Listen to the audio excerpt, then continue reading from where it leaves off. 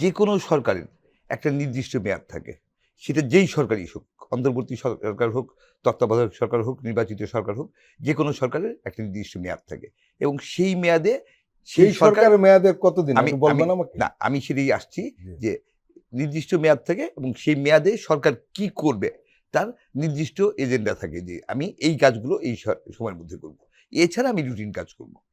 এই সরকারের জন্য প্রথম সমস্যা ছিল সরকারের মেয়াদ প্রথম দিন থেকে ঠিক হয়নি। মেয়াদের অস্পষ্টতার কারণে সরকার আসলে কতদিন ক্ষমতায় থাকতে চায় কিংবা চায় না, সরকার দীর্ঘমেয়াদী থাকতে চায় কি চায় না, এই জাতীয় অনেক দ্বিধা, অনেক সংশয় তৈরি হয়েছে। সরকার আসলে এই অনির্বাচিত ব্যবস্থাকেই দীর্ঘায়িত করতে চায় কি চায় না, সেই জায়গায় অস্পষ্টতা তৈরি হয়েছে এবং সেই সংশয় সন্দেহ থেকেই যে বারবার যে কথা হচ্ছে যে অনেকে বলছে যে এই সরকার 5 বছর থাকুক, অনেকে বলছে যে এই সরকারকে 5 বছর রাখতে হবে। প্রধান উপদেষ্টা কি বলেছেন? প্রধান উপদেষ্টা প্রথম থেকেই কিছু বলেননি। উনি অগাস্টের 8 তারিখে দায়িত্ব নিয়েছেন। 16ই ডিসেম্বরে যখন জাতির উদ্দেশ্যে বক্তৃতা দেন, তখন উনি বলেন যে ডিসেম্বর থেকে, এবছরের ডিসেম্বর থেকে আগামী বছরের জুনের মধ্যে দেওয়া হবে। তার পাশাপাশি আরো অনেকগুলো কারণে তার কথা নিয়ে এক ধরনের আস্থাহীনতা তৈরি হয়েছে। কারণ তিনি এই কথা যেমন বলেছেন, পাশাপাশি তিনি যখন বলেছেন যে ছাত্ররাই আমার নিয়োগদাতা, আমার নিয়োগকর্তা, তখন এবং এরপরে এনসিপি গঠন বা একটা স্টেট ব্যাকড একটা পলিটিক্যাল পার্টি গড়ে ওঠা, এক ধরনের পৃষ্ঠপোষকতা, এক ধরনের প্রশ্রয়, সমর্থন, এই সমস্ত বিষয়গুলো যখন এসছে, তখন কিংস পার্টির বিষয়টা বারবার সামনে এসছে এবং এমন অনেকগুলো প্রসঙ্গ এসছে যেগুলো আসলে সন্দেহগুলোকে বাড়িয়ে তুলেছে। আমি বলছি না কোনটা সঠিক কোনটা ভুল, সেটা ইস্যু না। ইস্যু হচ্ছে যে সংশয় তৈরি করেছে যে স্থানীয় সরকার নির্বাচন না জাতীয় সরকার নির্বাচন আগে, গণভোট হবে কি হবে না, এই জাতীয় গণপরিষদ হবে না সংসদ নির্বাচন হবে, এই জাতীয় অনেক প্রশ্ন এসে পুরো জিনিসটি এক ধরনের একটা ঘোলাটে অবস্থা তৈরি হয়। এখানে একটা প্রশ্ন করি, সেটি হলো যে আমরা দেখেছি রাজনৈতিক দলগুলো দেশের স্বার্থটাকে সামনে প্রথম রাখেন, সবাই দলীয় চিন্তা থেকে করেছে।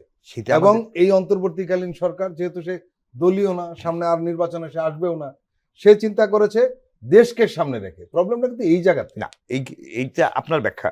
আমার ব্যাখ্যা হচ্ছে যে আপনার কি মনে হয়? আমি যেটা মনে করি যে এই সরকারের সুযোগ ছিল, প্রথমেই তার উচিত ছিল তার মেয়াদ স্পষ্ট করা। 8 তারিখে শপথ নিয়েই প্রফেসর ইউনূস উনি বলতে পারতেন যে আমি বলতে পারতেন যে আমি 1 বছর বা 1.5 বছরের মধ্যে এই কাজগুলো করবো, আমি 1 বছর ক্ষমতায় থাকবো বা 1.5 বছর দেশ পরিচালনায় থাকবো এবং নির্দিষ্ট একটা সময় নির্দিষ্ট করা উচিত ছিল। সেই সময় তার বলে দেওয়া উচিত ছিল যে ইয়েস আমি কথার কথা, উনি যদি জুনও মিন করেন যে আগামী বছরের জুন, তাহলে ওনার বলা উচিত ছিল যে ইয়েস আগামী বছরের জুনে নির্বাচন হবে বা এই সময়ের মধ্যে নির্বাচন হবে। এই গ্যাপগুলো হওয়াতে তার ইন্টেনশন কি সেটা নিয়ে পলিটিক্যাল পার্টিগুলোর মধ্যে এবং বিভিন্ন জায়গায় অনেক সংশয় তৈরি হয়েছে। সেকেন্ড হচ্ছে যে একটা অনির্বাচিত সরকার যতই তার জনগণের ম্যান্ডেট, গণ অভ্যুত্থানের ম্যান্ডেট থাকুক, কিন্তু তার এখতিয়ার আসলে কোথায়, সে কি কাজ এই সরকার করতে পারে বা পারে না, কোন কাজ নির্বাচিত সংসদের মাধ্যমে করতে হবে, কোন কাজ অন্তর্বর্তী সরকার করতে পারে, এই জায়গাগুলিতে অনেক অস্পষ্টতা তৈরি হয়েছে। সেই অস্পষ্টতাগুলির কারণে এবং সেটা আরও তৈরি হয়েছে এই কারণে যে এই সরকার তার এজেন্ডা অনেক বড় করে ফেলেছে। 15টা কমিশন করে আমি এত ব্যাপক সংস্কার করব। ইয়েস, আমরা সবাই সংস্কার চাই, আমরা চাই না যে এর আগে আমরা দেখেছি যে অনির্বাচিত সরকার নির্বাচিত সরকার স্বৈরাচারে পরিণত হয়েছে, ফ্যাসিস্টে পরিণত হয়েছে। শেখ হাসিনার সরকার, যদি আমি ধরে নিই যে 2008-এর ইলেকশন ভালো ছিল, যদি আমি ধরেও নেই তর্কের খাতিরে, সেই 8-এর নির্বাচনে নির্বাচিত হয়ে এসে ফ্যাসিস্টের রূপ নিয়েছিল এবং সেটা তো বাস্তবতা। তো এরপরে তো ভোট ছাড়া, নির্বাচন ছাড়া ফ্যাসিজম কায়েম করেছে। তো সেই ধরনের একটা ব্যবস্থা আর কখনো ফিরে যাতে না আসতে পারে, সেজন্য আমরা সংস্কার চাই। এমন সংস্কার করতে হবে যাতে আর কখনোই বাংলাদেশে ফ্যাসিজমের পুনরুত্থান না ঘটে। পুরনো ফ্যাসিস্ট ফিরে আসার তো প্রশ্নই আসে না, সেই পথ রুদ্ধ করতে হবে এবং একই সাথে নতুন করে যদি কোনো ফ্যাসিস্ট তৈরি না হয় সেটা ব্যবস্থা করতে হবে, সেটার জন্য সংস্কার করতে হবে। সংস্কার মানে কি আমার 4টা প্রদেশ করতে হবে, রাষ্ট্রের নাম বদলাতে হবে, এটা কি আমার সংস্কারের অংশ?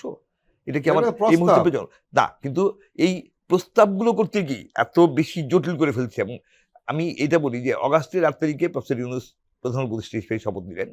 সংস্কার কমিশনগুলো কবে করা হয়েছে? কমিশন হয়েছে নভেম্বরে গিয়ে।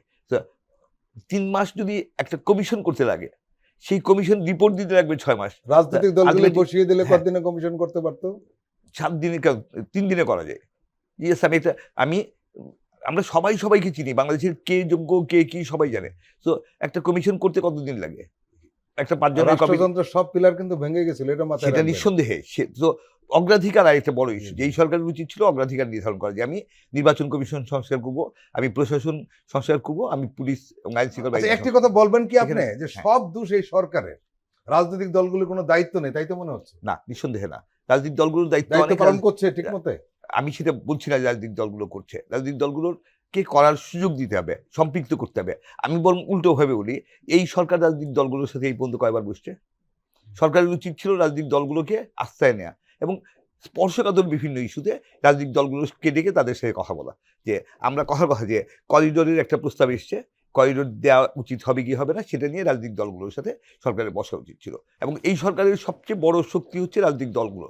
এই সরকার যেহেতু অরাজনৈতিক সরকার, সব রাজনৈতিক দলের সব সামাজিক শক্তির সমর্থন আছে এই সরকারের প্রতি।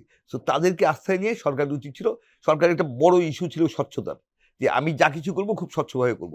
যখন করিডোরের প্রশ্ন আসলো, সরকার সব রাজনৈতিক দলকে ডেকে যদি বলতো যে ইয়েস, জাতিসংঘ থেকে এই ধরনের একটা করিডোরের জন্য আমাদের প্রস্তাব দিচ্ছে, আপনারা কি করবেন? করিডোরের প্রস্তাব তো চন্দন নন্দীর, অন্য কারো না, না। না, জাতিসংঘ থেকে বলা হয়েছে। কোথায় আপনার আমরা- ডকুমেন্ট আছে? না, না না না। আপনি দেখান তো এমন একটা একটা- ডকুমেন্ট। না, না, আমি এটা বলছি জাতিসংঘ থেকে বলা হয়েছে এমন একটা না কথা না, কোথায় প্রচুর আছে? যাচ্ছে। আমরা কোথাও ঠিক আছে, পাইনি কিন্তু। সবাই বক্তব্য দিচ্ছে তৌহিদ হোসেন সাহেবের কথার উপরে। উনি পররাষ্ট্র উপদেষ্টা হিসেবে উনি যখন মানবিক করিডোরের কথা বলেছেন, এবং পরে যখন প্রধান উপদেষ্টার প্রেস সচিব বলেছেন, এবং তারপরে খলিলুর রহমান সাহেব বলছেন, তখন আসলে বিষয়গুলি অনেক বেশি গুরুত্বের সাথে এসছে। এর আগে কারা কি বললো তাদের কিছু ম্যাটার করে না। আমি যেটা বলতে যাচ্ছি যে যখনই এই ধরনের একটা করিডোরের প্রসঙ্গ এসছে, তখনই আসলে রাজনৈতিক দলগুলোকে স্টেক হোল্ডারদের ডাকা উচিত ছিল, ডেকে সরকারের স্বচ্ছতার স্বার্থেই যে আমাদের সামনে এরকম একটা ইস্যু এসছে, আপনারা কি।